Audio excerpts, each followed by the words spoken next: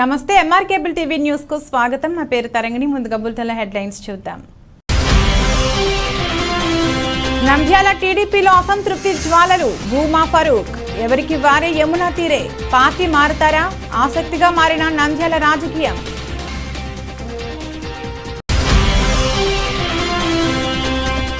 Senior న్యాయవాది Tatireddy Tulasi Reddy office నందు 67వ వర్ధంతి సందర్భంగా రాజ్యాంగ నిర్మాతకు ఘన నివాళులు.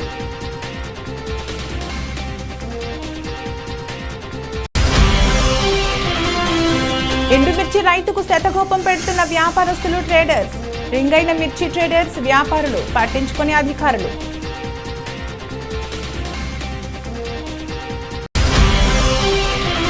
బడియుడు పిల్లలను పాఠశాలలకు పంపేందుకు ప్రతి ఒక్కరూ సామాజిక బాధ్యతగా తీసుకోండి. పిల్లలందరూ ఖచ్చితంగా బడుల్లోనే ఉండాలి. కమిషనర్ రవిచంద్రారెడ్డి వెల్లడి.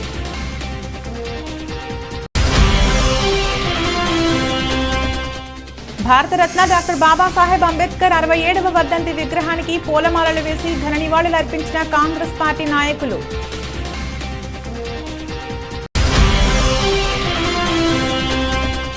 వరి రైతులకు తప్పని కష్టాలు. ఆరబెట్టుకునేందుకు పడరాని పాట్లు. ఉచిత పట్టాలు ఇస్తామని మాయమాటలు.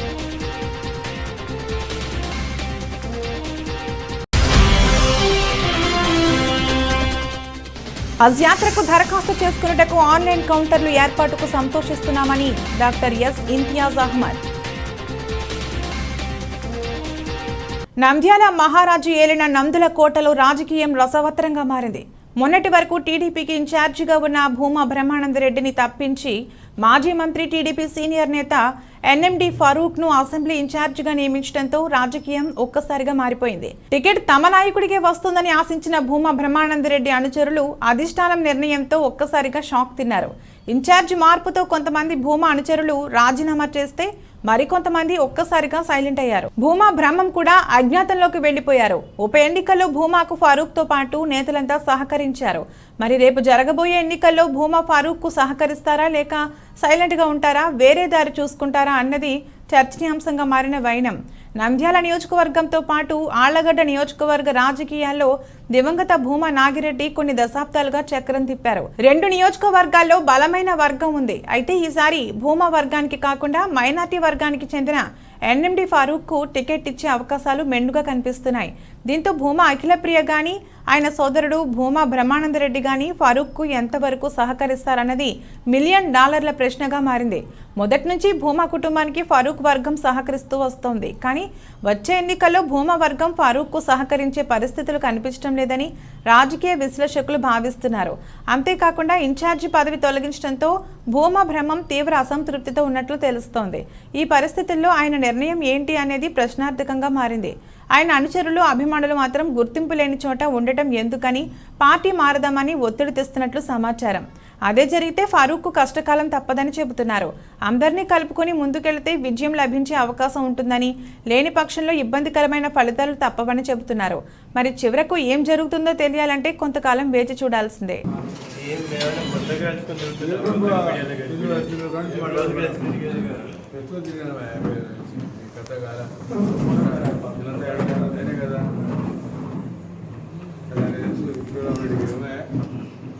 అదే అడుగుతున్నా రాష్ట్రపతి ఉన్నాడు అని ఎవరైనా అని ఎవరది ఎవరు చెప్తారా రాష్ట్రపతి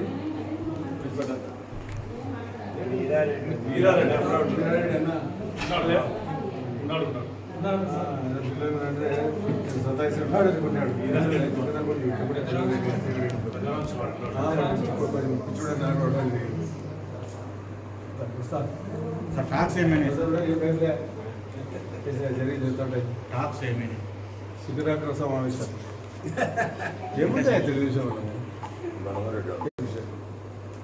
సారు వాళ్ళ కొంతమంది రాజీనామా చేస్తామని చెప్పేసి చెప్పలే అంటారు. అంటే ఇట్లా ఆయన డ్యూటీలు కదా, ఆయన డ్యూటీలే ఖర్చు పని చేయకుండా ఎందుకుంటే ఆయన ఏమైనా తప్పు మాట మాట్లాడమా అట్లాంటి ఏం లేదు తండ్రి. Very happy.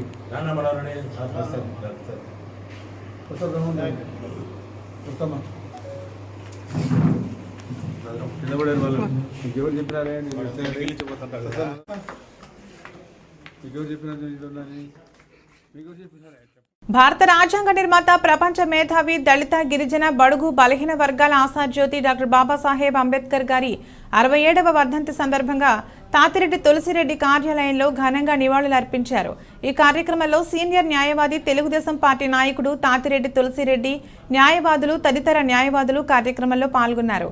ఆ మహనీయునికి ఘన నివాళులు అర్పించడం జరిగింది. ఈ సందర్భంగా తాతిరెడ్డి తులసిరెడ్డి మాట్లాడుతూ రాజ్యాంగ నిర్మాత డాక్టర్ బాబాసాహెబ్ అంబేద్కర్ విగ్రహాన్ని నంద్యాల పట్టణంలో ప్రధాన కూడలిలో పెట్టడంలో పాలకులు విఫలమయ్యారు. ఇలాంటి పాలకులు ఆ మహానుభావుడికి ముసుగు తొలగించకుండా కాంస్య విగ్రహంను అలానే ఉంచడం సిగ్గుచేటు అన్నారు.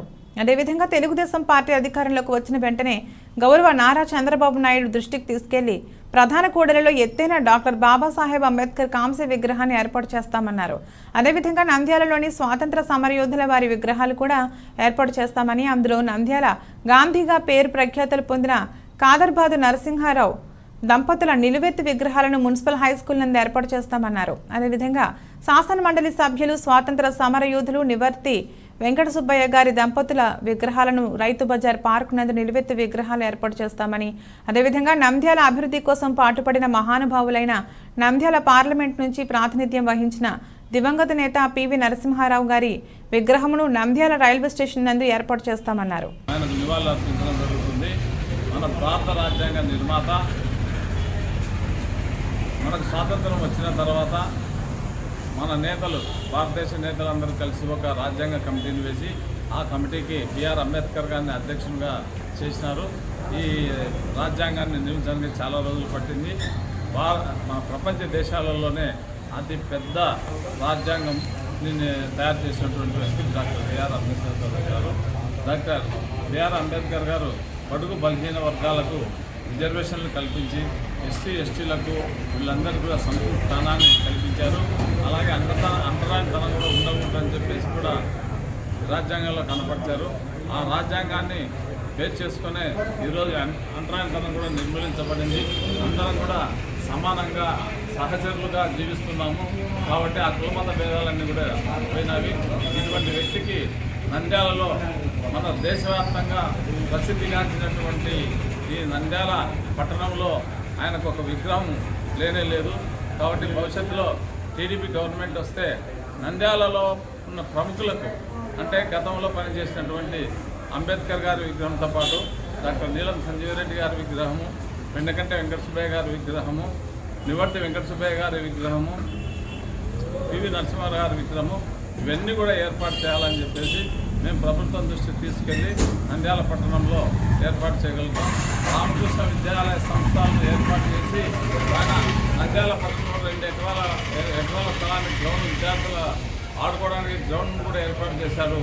ఎక్కడా స్థలం లేదంటే గ్రౌండ్లో మొత్తం అందరు నంద్యాల ప్రముఖుల విగ్రహాలన్నీ కూడా కాదర్బాద్ నరసింహారావు నంద్యాలకు మొట్టమొదటి చైర్మన్, ఆయన మున్సిపల్ హై స్కూల్కు ఇచ్చి బడుగు బలహీన వర్గాలను ఆదుకున్నారు. అటువంటి వ్యక్తిది వెండకంటి వెంకట సుబ్బయ్య గారిది. మిగతా ప్రముఖులవన్నీ కూడా ఏర్పాటు చేయాలని చెప్పి కోరుతున్నాను. ఇక్కడ ఉండే నాయకులు ఎవరు కూడా వలస రాజకీయాల కోసం వచ్చి వలస రాజకీయాలు చేశారు, కానీ వాళ్ళు ఒక్కరు కూడా 1 సెంటు కూడా దానం చేయలేదు. గతంలో ఎలుకూరి శేషశెట్టి గారు అని చెప్పేసి పాలిటెక్నిక్ కాలేజీకి స్థలాన్ని ఇచ్చారు. అలాగే పసుల సుబ్బరాయుడు శెట్టి, కసెట్టి వెంకట సుబ్బయ్య శెట్టి గారు గవర్నమెంట్ డిగ్రీ కాలేజీ కోసం స్థలాన్ని ఇచ్చారు. ఎలుకూరు శ్రీరాములు శెట్టి గారు టీటీడీ కళ్యాణ మండపానికి స్థలాన్ని ఇచ్చారు. కాదర్బాద్ నరసింహారావు గారు మున్సిపల్ హై స్కూల్కు, గ్రౌండ్కు, మున్సిపల్ హై స్కూల్ కట్టించడానికి స్థలాలు ఇచ్చారు. ఇప్పుడు గత 25 సంవత్సరాల నుండి నాయకులు ఒక్కరు కూడా 1 సెంటు ఇవ్వలేదు. వాళ్ళ వ్యాపారం, వాళ్ళ రియల్ ఎస్టేట్స్, వాళ్ళ దందాలకే ఉపయోగించుకుంటున్నారు అధికారాన్ని. ప్రజల బాగోగులకు కానీ నాయకులను గుర్తించడం కానీ జరగడం లేదు. ఇటువంటి వాళ్ళను పారదోలేం ఆస్థానమైంది. అందరం కలిసి పారదోలాలి. పారదోలిన తర్వాత ఇటువంటి మహానుభావులకు, నంద్యాలను డెవలప్ చేసిన నాయకులకు, ఇటువంటి రాజ్యాంగ నిర్మాతలకు వీళ్ళందరికీ కూడా మనం విగ్రహాలు ఏర్పాటు చేయాలని చెప్పి సభాముఖంగా అందరికీ తెలియజేస్తున్నాను. అందరికీ ధన్యవాదాలు. మిర్చి మార్కెట్ యార్డ్లో దోపిడీకి మిర్చి కొనుగోలుదారులు తెరలేపారు. ట్రేడర్స్ అందరూ రింగుగా ఏర్పడి మిర్చి రైతన్నకు శతగొప్పం పెడుతున్నారు. వ్యయ ప్రయాసలకు ఓర్చి పంట పండిస్తే మార్కెట్లో గిట్టుబాటు ధర లేక పెట్టిన పెట్టుబడి చేతికి రాక రైతన్న విలవిల్లాడుతున్నాడు. మరోవైపు ప్రకృతి వైపరీత్యాలు, అతివృష్టి, అనావృష్టి వలన తీవ్రంగా కుంగిపోతున్నాడు. ఆదుకోవలసిన ప్రభుత్వాలు, అధికారులు చోద్యం చూస్తున్నారు. వివరాలకు వెళితే నంద్యాల వ్యవసాయ మార్కెట్ యార్డ్లో రైతన్నను నిలువు దోపిడీ చేస్తున్నారు. నంద్యాల జిల్లాలో పండించిన మిర్చిని గుంటూరు మార్కెట్కు వెళ్లనివ్వకుండా స్థానికంగానే మిర్చిని కొనుగోలు చేసేలా ప్రభుత్వం టెక్ మార్కెట్ యార్డ్లో మిర్చి యార్డ్ను ప్రారంభించింది. ట్రేడర్స్తో అధికారులు మాట్లాడి ఇక్కడే మిర్చి మార్కెట్ జరిగేలా గుంటూరు మిర్చి మార్కెట్ యార్డ్లో ఎంత ధర ఉందో అదే ధర ఇక్కడే కల్పించేలా మొదట్లో అధికారులు చర్యలు చేపట్టారు. కానీ రాను రాను అధికారుల పర్యవేక్షణ లోపంతో మార్కెట్లో మిర్చి ధరలు పడిపోతున్నాయి.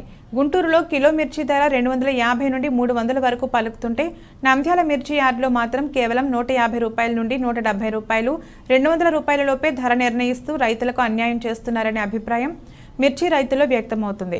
కమిషన్ ఏజెంట్లు, వ్యాపారులు కుమ్మక్కై ఒకే ధర నిర్ణయించి వేలంపాట పాడుతున్నారనే ఆరోపణలు వినిపిస్తున్నాయి. గిట్టుబాటు ధర వస్తుందనే ఆశతో మిర్చి రైతులు నెలలు తరబడి గోదాముల్లో దాచుకున్న పంటను సరైన ధరకు అమ్ముకుందామని మార్కెట్కు తెస్తే గిట్టుబాటు ధర ఉండటం లేదని రైతన్న వాపోతున్నాడు.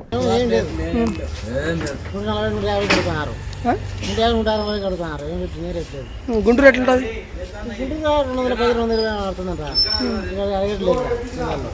ఈ నుంచి పోవాలంటే కానీ కష్టం అవుతుంది. ఈడ చూసి ఈరమారుగా వాళ్ళ ఇష్టం వచ్చినట్టు అడుగుతున్నారు.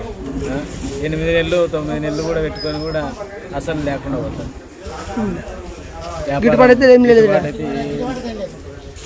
గుంటూరులో ఇప్పుడు నిన్న కూడా 220తో కూడా పోయినాయంట. ఇక్కడ వచ్చే 160, 170, 200 ఇట్లా అడుగుతారు. చాలా ఘోరంగా రైతు నష్టపోవాల్సింది.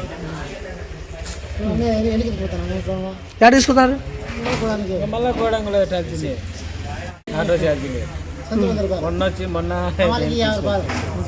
మళ్ళీ ఈరోజు తీసుకుని 400 పొక్క అట్లా సార్. రైతులను ఆదుకునేవారు ఎవరు లేరు. ఓకే, రైతులు ఉంటే రైతులు బాగుపడాలని అంటుంటారు తప్ప రైతులను గిట్టుబాటు ధర చేసి బాగా అమ్మిచ్చి చేస్తామనే లోకం ఎవరికి సార్. ఇప్పుడు మేము అప్పుడు హంగాం కాలంలోనే 240తో కల్లాలలో అడిగినారు. అప్పటికి ఇప్పటికి చూసుకుంటే కేజీకి 40 రూపాయలు పోతే, ఇప్పుడు కేజీకి 40 రూపాయలు పోతే ఇట 60 క్వింటాల మీద ఎంత లెక్క వచ్చాదో లెక్క చేయి. ఇప్పుడు నాకు 2 లక్షలు నష్టం. ఈ ఏరస్ బాడిగలు ఈ రేటు, దిగుబడి రేటుకి 230 అంటే ఇప్పుడు 210కి అడుగుతారు. ఇంకా మనం 160కి అడుగుతున్నారు. గ్రాస్ ఎన్రోల్మెంట్ సర్వేలో భాగంగా చిన్న కారణాల వల్ల బడికి వెళ్లని బడిఈడు పిల్లలను గుర్తించి తిరిగి పాఠశాలలకు పంపేందుకు ప్రతి ఒక్కరూ సామాజిక బాధ్యతగా తీసుకోవాలని మున్సిపల్ కమిషనర్ రవిచంద్రారెడ్డి తెలిపారు.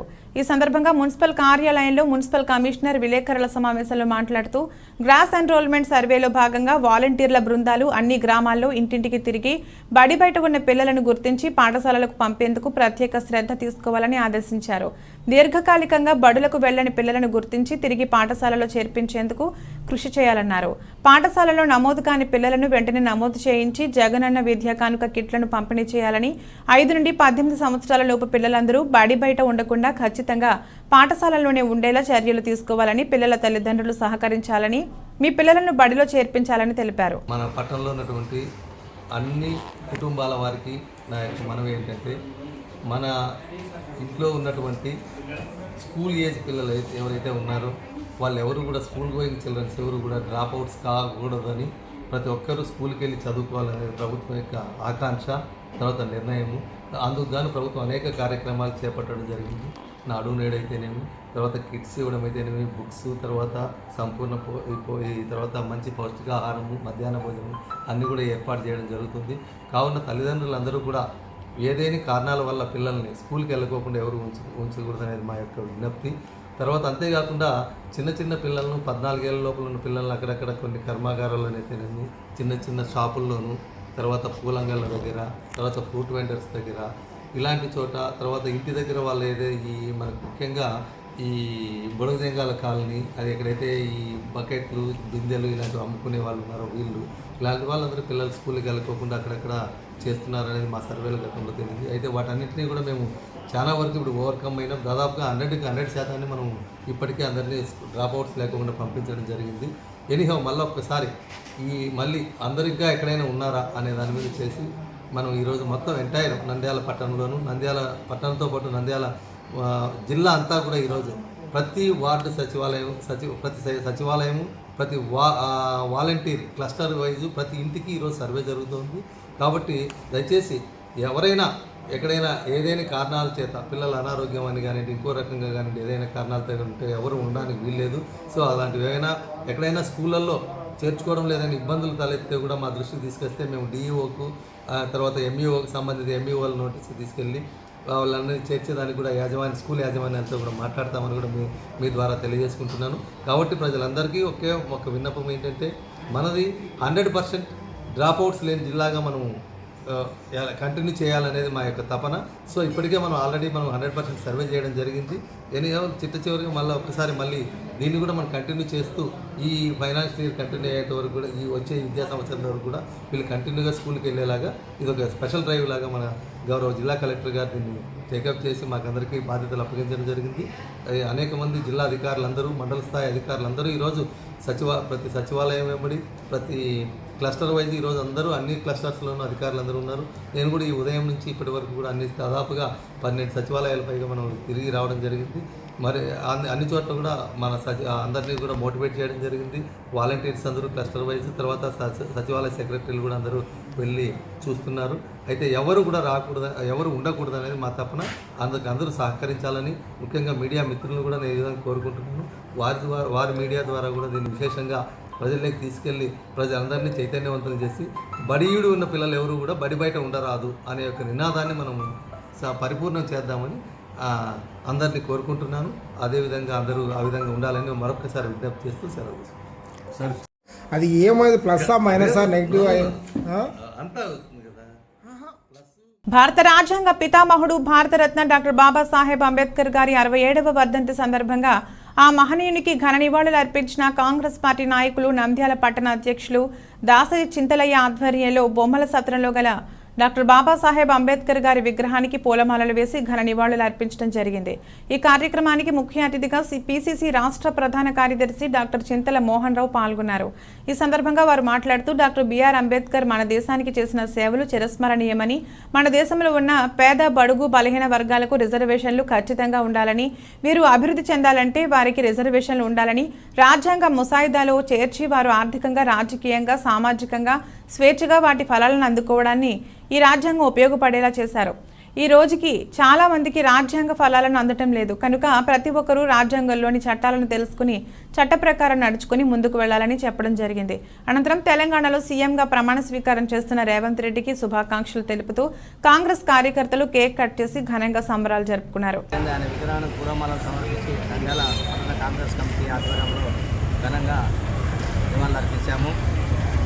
అలాగే భారత రాజ్యాంగ నిర్మాత రచించిన రాజ్యాంగాన్ని తూచా తప్పకుండా పరిపాలిస్తున్నటువంటి పార్టీ ఆ రోజు నుంచి ఈ రోజు వరకు ఏదైనా ఉందంటే భారతదేశంలో ఒక కాంగ్రెస్ పార్టీ అని చెప్పక తప్పడం లేదు.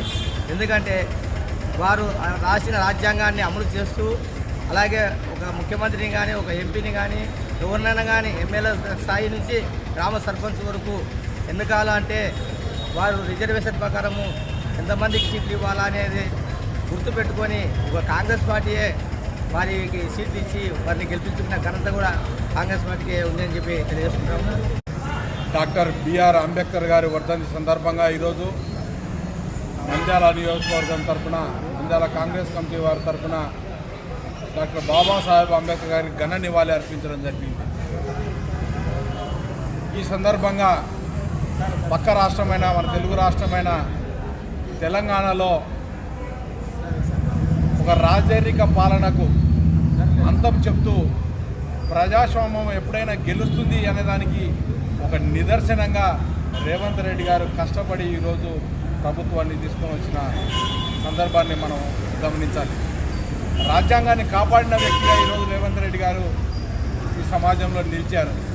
అందుకే ఈ సందర్భంగా వారు రేపు ప్రమాణ స్వీకారం చేయబోతున్నారు ముఖ్యమంత్రిగా, తెలంగాణ ముఖ్యమంత్రిగా, తెలుగు ముఖ్యమంత్రిగా. ఆ సందర్భంగా ఈరోజు కేక్ కట్ చేసి మేము సంబరాలు జరుపుకోవడం కూడా జరిగింది. అందుకే ఏ ప్రభుత్వాన్ని నడిపించేవారైనా కూడా రాజరిక పాలన కాకుండా ప్రభుత్వానికి ప్రజలకు అనుగుణంగా పాలన జరిపితే సంక్షేమంగా ఉంటారు, ఎప్పటికైనా నిత్యం ప్రజలలో ఉంటారని చెప్పి. ఆయకట్టు రైతులు భూస్వాములు ఎక్కువగా వరి సాగు చేస్తారు. పెద్ద పెద్ద భూస్వాములకు పొలాల్లో ఏర్పాటు చేసుకున్న కళ్ళాల్లో వరి ఉత్పత్తులను ఆరబెట్టిన తర్వాత అమ్మకాలు జరుపుతుంటారు. అయితే కౌలు వారి ఉత్పత్తులను ఆరబెట్టుకునేందుకు పడరాని పాటలు పడుతున్నారు. వరి పైరు పెట్టినప్పటి నుంచి పంట చేతికి వచ్చేదాకా కన్నబిడ్డల కంటే ఎక్కువగా పంటను కాపాడుకోవాల్సి వస్తుంది. కౌలు రైతులకు సరైన కళ్ళాలు లేకపోవడంతో మార్కెట్ యార్డ్లో ఎండిన వరి గింజలను అక్కడే సంచుల్లో నింపి రోజుల తరబడి కొనుగోలుదారుల కోసం ఎదురు చూస్తుంటారు. తుఫాన్ రైతుల గుండెల్లో వణుకు పుట్టిస్తోంది. మార్కెట్ యార్డ్లో ఆరబోసిన కుప్పలు తడవకుండా రైతులు పడరాని పాటలు పడుతున్నారు.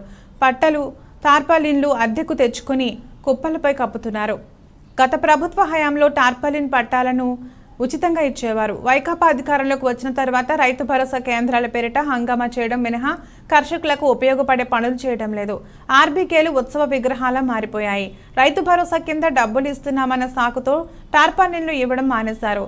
భరోసా సొమ్ముతో టార్పాలిన్లు కొనుగోలు చేసుకోవాలని ఉచిత సలహాలు ఇస్తున్నారని రైతులు వాపోతున్నారు. నంద్యాల నేషనల్ కళాశాల నందు హజ్ యాత్రికుల సేవా కేంద్రం ఆధ్వర్యంలో ఏర్పాటు చేసిన పాత్రికేయుల సమావేశంలో సేవా సమితి జిల్లా అధ్యక్షుడు డాక్టర్ ఎస్ ఇంతియాజ్ అహ్మద్ ముఖ్య అతిథిగా హాజరై 2024 సంవత్సరానికి గాను హజ్ యాత్రకు దరఖాస్తు చేసుకున్నటకు ఆన్లైన్ ప్రారంభమైనవని తెలియజేయటకు సంతోషిస్తున్నామని డాక్టర్ ఎస్ ఇంతియాజ్ అహ్మద్ అన్నారు. 2024 మే చివరిలో హజ్ యాత్రకు వెళ్లే భక్తులకు ప్రత్యేక సౌకర్యాలు కల్పించారని తెలియజేస్తూ గత సంవత్సరం హజ్ యాత్ర విజయవంతంగా పూర్తి చేశామని 2024 సంవత్సరం హజ్ యాత్రకు వెళ్లే భక్తులకు డిసెంబర్ 4వ తేదీ నుండి ఆన్లైన్ నందు దరఖాస్తులు అందుబాటులో ఉన్నాయని హజ్ యాత్రికుల సేవార్థమై మా ఉచిత సేవా కేంద్రం డిసెంబర్ 4వ తేదీ నుండి ప్రారంభించామని తెలియజేశారు. సంబంధించి అంటే వచ్చే సంవత్సరం 2024 మే నెల ఆఖరిలో దాదాపు ప్రయాణమై వెళ్ళే హజ్ యాత్రికుల గురించి హజ్ కమిటీ ఆఫ్ ఇండియా వారు మార్గదర్శకాలను విడుదల చేశారని చెప్పి తెలియజేయడానికి సంతోషిస్తున్నాను.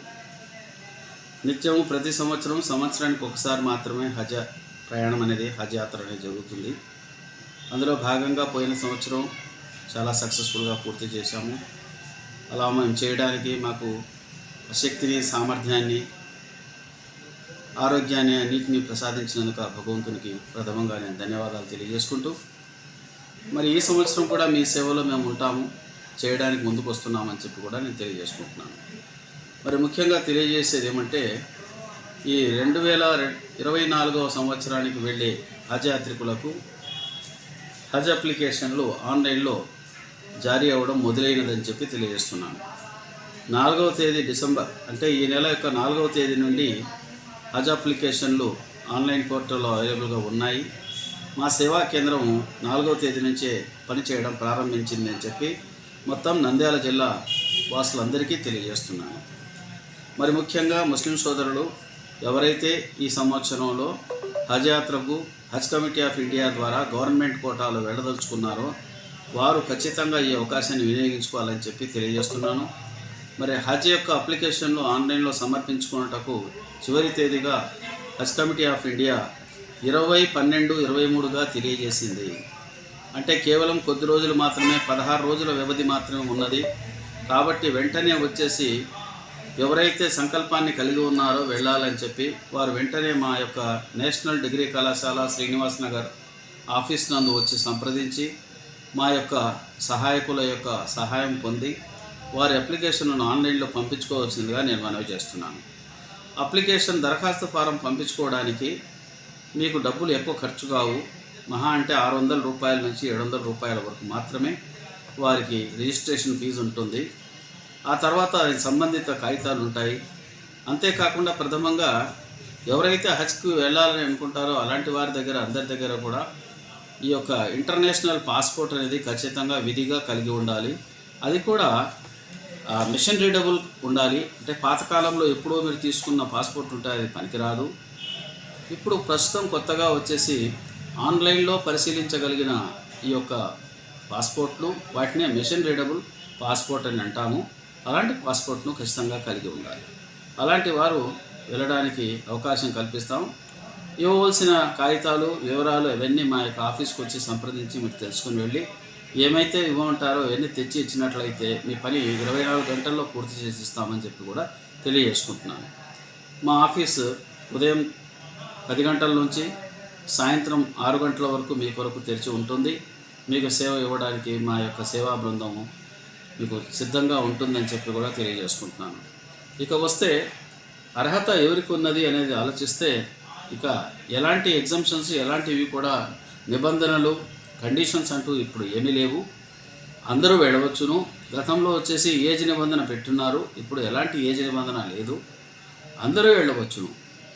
2 సంవత్సరాలు పూర్తి చేసిన పిల్లలతో సహా అందరికీ వెళ్ళడానికి అవకాశం ఉన్నది, అంటే వృద్ధుల వరకు కూడా. ఆ తర్వాత 70 సంవత్సరాలు పైబడిన వారికైతే వారి సహాయకుల్ని కూడా ఒకరిని తీసుకుపోయే అవకాశం కూడా ఉన్నది. అంతేకాకుండా ఎవరైనా ఒకవేళ మెహరం లేనివారు, అంటే భర్త లేనివారు, ఆడవాళ్ళు సింగిల్గా ఉన్నట్లయితే వారు ప్రయాణం చేయాలి అని అనుకుంటే కూడా వారికి కూడా సౌకర్యం ఉన్నది అని చెప్పే విషయాన్ని తెలియజేస్తున్నాను. కాబట్టి ఇంకా మిగతా విషయాలు ఏవైనా ఉంటే కూడా మీరు తెలుసుకోవడానికి మా యొక్క ఆఫీసును సంప్రదించండి.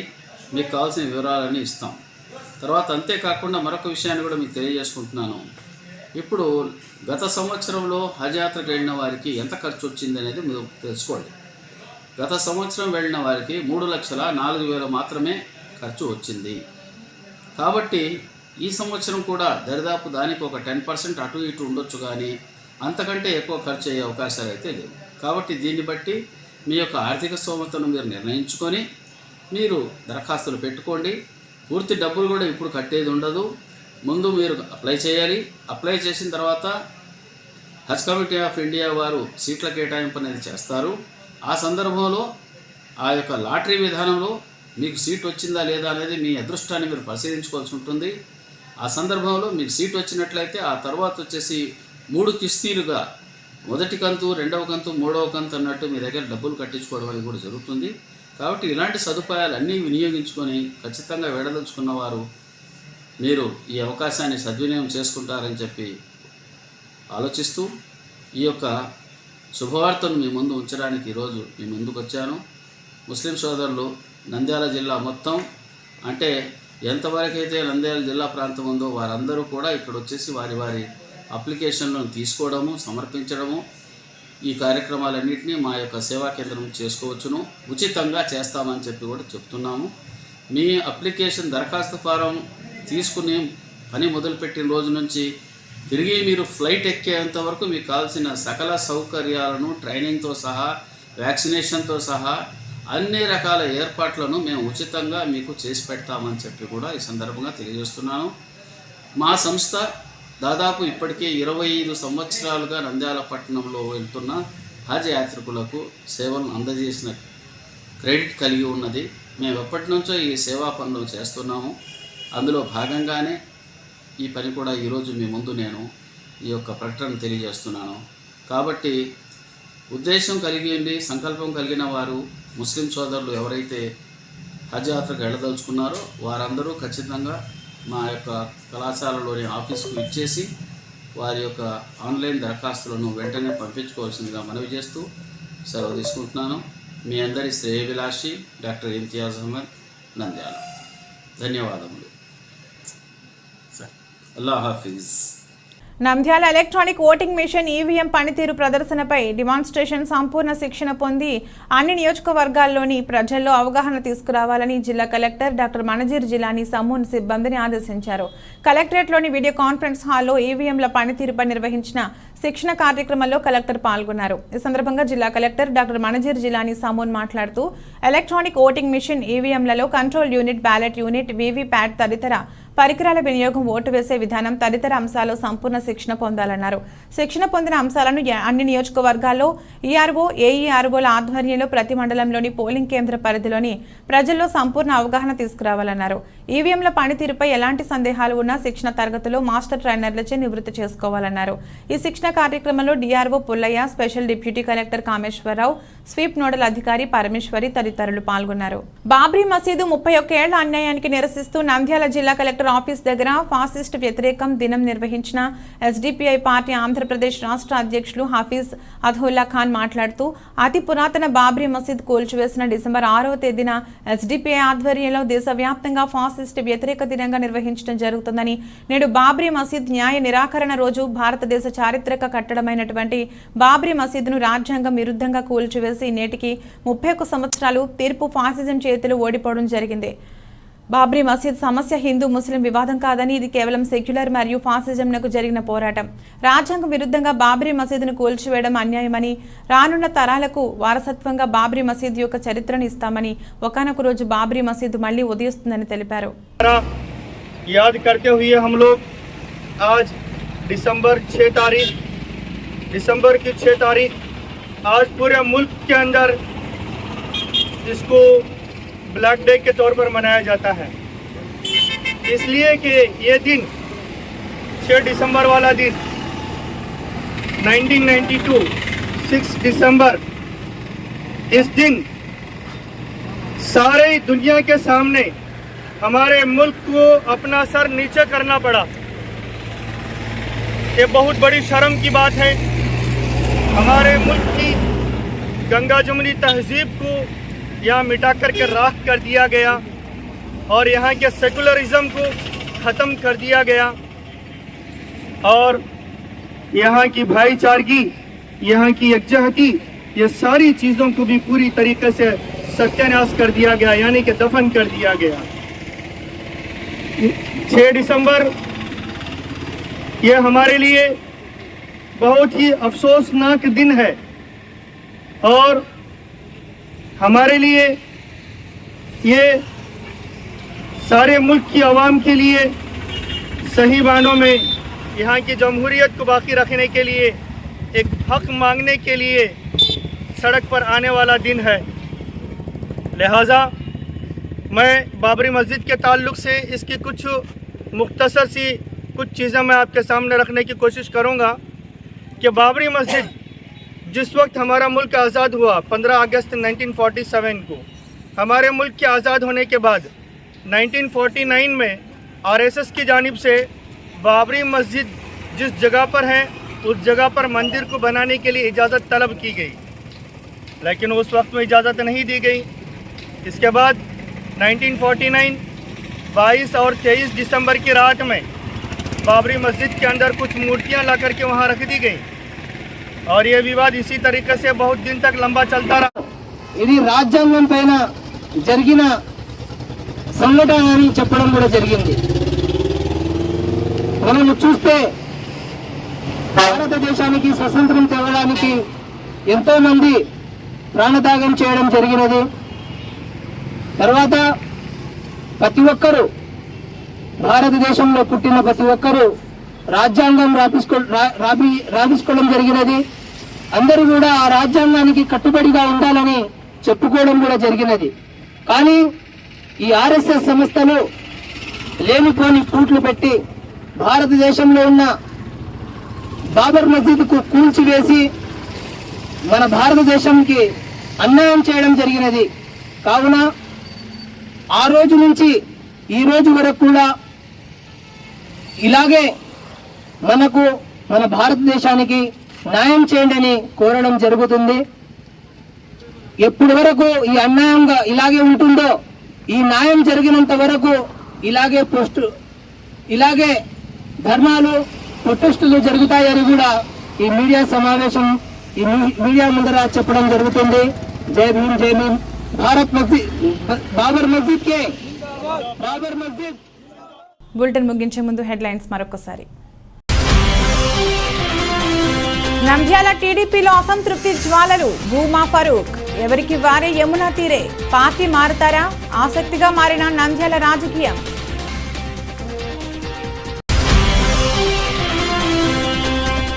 సీనియర్ న్యాయవాది తాతిరెడ్డి తులసిరెడ్డి ఆఫీస్ నందు 67వ వర్ధంతి సందర్భంగా రాజ్యాంగ నిర్మాతకు ఘన నివాళులు.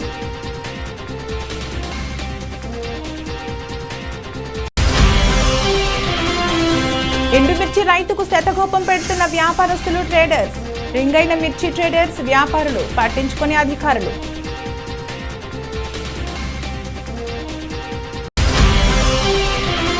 బడియుడు పిల్లలను పాఠశాలలకు పంపేందుకు ప్రతి ఒక్కరూ సామాజిక బాధ్యతగా తీసుకోండి. పిల్లలందరూ ఖచ్చితంగా బడుల్లోనే ఉండాలి. కమిషనర్ రవిచంద్రారెడ్డి వెల్లడి.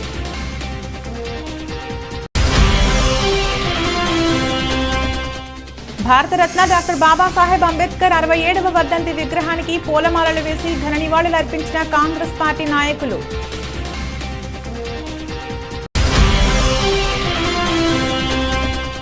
వరి రైతులకు తప్పని కష్టాలు, ఆరబెట్టుకునేందుకు పడరాని పాట్లు, ఉచిత పట్టాలు ఇస్తామని మాయమాటలు.